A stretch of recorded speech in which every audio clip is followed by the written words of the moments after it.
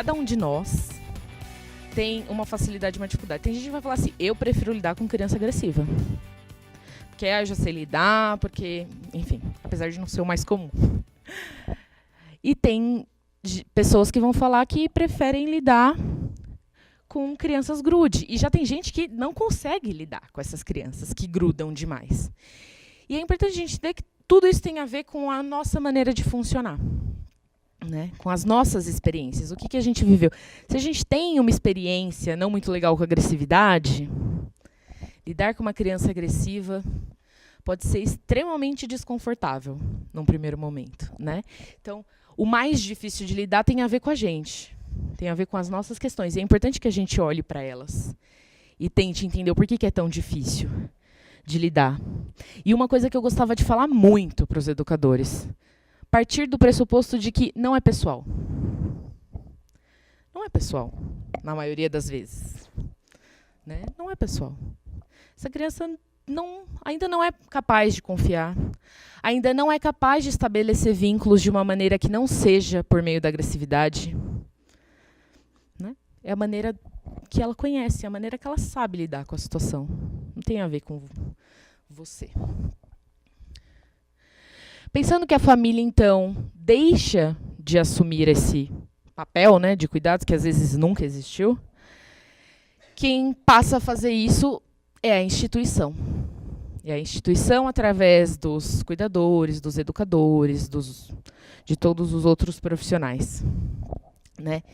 E isso só pode acontecer através de uma relação de afeto.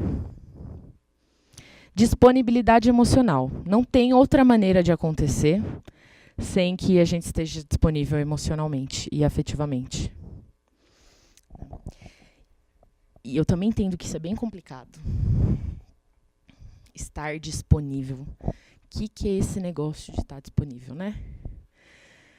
Porque para a gente estar disponível, a gente precisa estar bem, né? Para a gente estar disponível emocionalmente. Que disponibilidade é essa? A gente não pode perder de vista também que quando a gente trabalha com a situação de apagamento, a gente está se colocando numa relação que provavelmente vai se romper. Né? E nós temos a nossa história de lutos, de abandonos, e se a gente não tem, a gente tem medo de ter. Então é complexo lidar com o assunto, não é um assunto muito fácil. Por isso que muitas vezes a gente evita, né?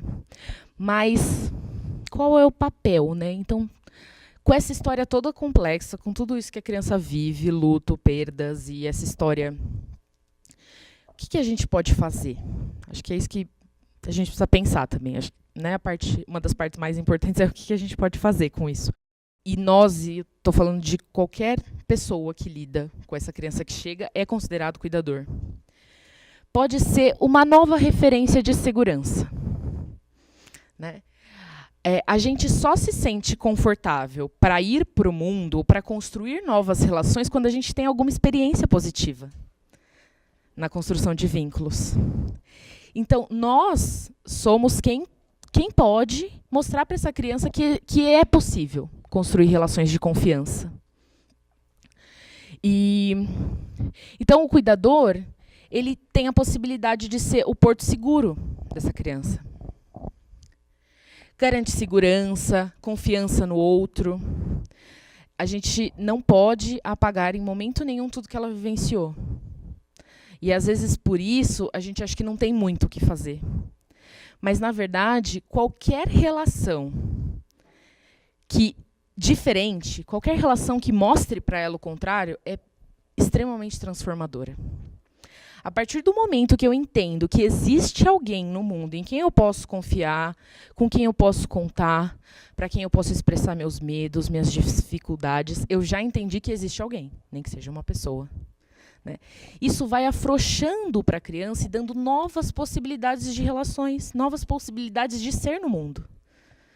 É a partir daí, de uma relação de confiança, que a criança vai entendendo que talvez isso possa acontecer. Essa possibilidade eu não encontro nem a palavra para isso, mas Eu não sei vocês, mas quando eu entendi isso estando no abrigo, para mim foi sensacional. Porque tinha alguma coisa para fazer, né? Saber que uma relação de confiança pode mudar o rumo da vida dessa criança, desse adolescente, é algo que nos diz que tem um trabalho a ser feito, né? Tem um trabalho a ser feito, mas a gente precisa estar disponível para isso.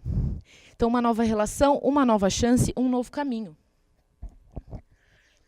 A partir desta relação, a partir dessa relação, de uma relação de confiança, de segurança, de afeto, de carinho, que a criança entende que pode confiar nas pessoas, que ela não vai ser abandonada e que ela é merecedora de amor, né? Porque uma relação de desafeto, além de passar insegurança para a criança, de falta, né, de ausência de afeto, além de passar insegurança para a criança, ela ensina para a criança sobre ela.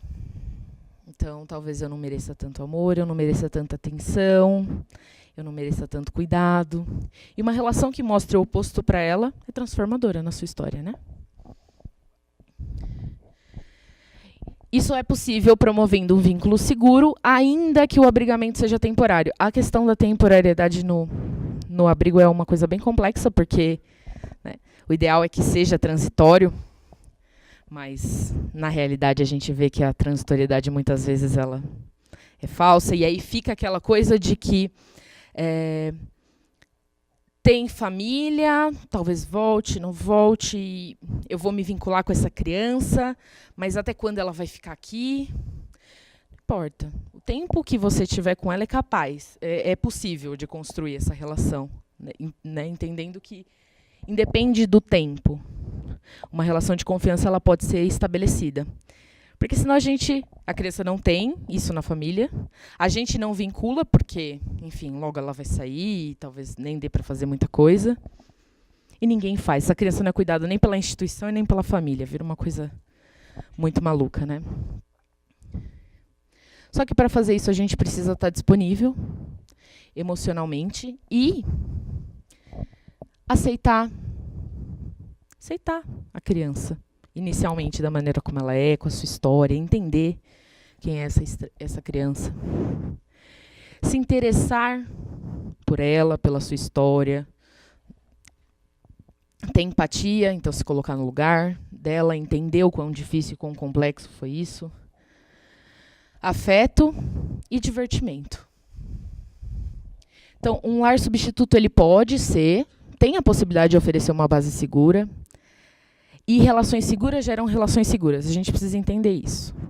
Que quando a criança experimenta de uma relação positiva, ela entende que relações positivas são possíveis. E isso, né, vai gerando outras relações interessantes e seguras possíveis. Mas para isso a gente precisa acreditar, né, que elas podem ser crianças saudáveis. A gente precisa acreditar para o trabalho funcionar. E nisso, isso que eu estava falando, né, de que a gente não sabe quanto tempo elas vão ficar. Muitos profissionais falam assim, é melhor eu nem me vincular, porque eu também vou sofrer. Porque a gente também se coloca numa situação de risco, né, quando a gente se envolve afetivamente, que a gente pode perder. E num abrigo, a gente tem a certeza de que uma hora essa relação vai ser rompida, de alguma maneira. Então é melhor eu nem me vincular. Se você não se vincula, o trabalho não é possível, né? O trabalho, uma relação de confiança, que é essa, provedora de coisas positivas para a criança, não pode acontecer sem vínculo, né? E quando você não se vincula, o trabalho não dá certo. Então, ou você sofre pela frustração de que o seu trabalho não faz sentido nenhum, porque não está adiantando de nada, ou pela dor da ruptura, né? O Parks, que é um autor muito importante no luto, ele fala que o luto ele é o custo do amor, né? Mas uma coisa importante da gente entender é que, trabalhando com luto há algum tempo, os processos mais fáceis, né, os caminhos mais fáceis no processo de luto, eles acontecem quando a relação ela pôde ser vivida de uma maneira integral. Quando o vínculo pôde ser criado, quando não ficaram questões, não ficaram coisas mal resolvidas, né? Quando isso acontece, o processo de luto tende a se dar da sua maneira natural, com tristeza, com saudade, com sofrimento, mas com a sensação de que ele foi vivido na sua plenitude. Ao contrário dos processos de luto que ficam com várias questões, né? Então, o vínculo, a gente precisa estar disponível nessa relação, a gente precisa possibilitar essas comunicações. Só que, para isso, a gente precisa se cuidar. E se tem um problema com o cuidador, é que o cuidador se cuida bem mal, né? Super mal. Cuidador é ótimo para cuidar do outro, mas para se cuidar... O cuidador tem uma tendência de se cuidar muito ruim. E como é que a gente cuida sem ser cuidado? Acho que essa é uma pergunta que fica. A gente precisa se fazer o tempo inteiro. Como a gente cuida sem ser cuidado? A gente precisa ser cuidado para cuidar. E ser cuidado em vários níveis, né? Capacitação, isso que vocês estão fazendo é uma maneira de cuidar. Quando a gente entende, quando a gente olha não só na prática, mas na teoria, tem base teórica, a gente se sente mais confortável para lidar com algum assunto e as coisas ficam um pouco mais tranquilas.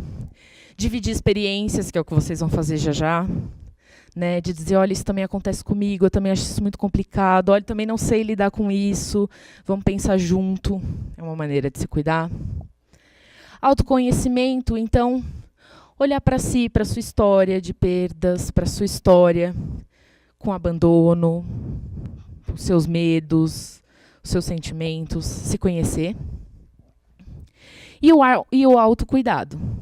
Saber conhecer os próprios limites, saber, né, e conhecer os próprios limites, se cuidar, arranjar maneiras de se cuidar, né? E aí o autocuidado para cada pessoa é de uma maneira diferente. Para umas é um momento com a família, para outras assistir um filme, ler um livro, ir num parque, enfim. A gente precisa estar muito atento da maneira como a gente tem se cuidado. Que é só estando bem que a gente pode cuidar do outro. Né? E eu acho que essa é uma das mensagens mais importantes que precisam ficar. Né? Vocês precisam se cuidar. Bom, é isso. E se alguém... A pergunta é para depois, né? Então, tá bom. Obrigada, gente, pela atenção.